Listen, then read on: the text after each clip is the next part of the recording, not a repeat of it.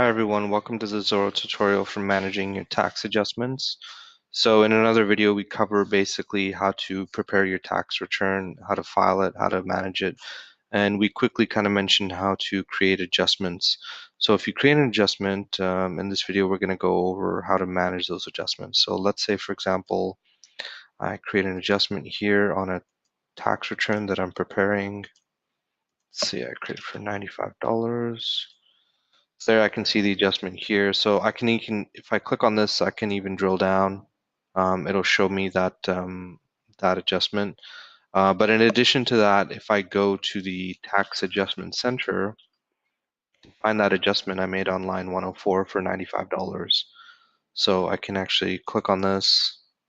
I can actually see the transactions related to just this adjustment. And then if I wanted to undo it, I can actually just void it as well. And that way, if I go to the Prepare Tax Return module, I can see that that adjustment will be undone.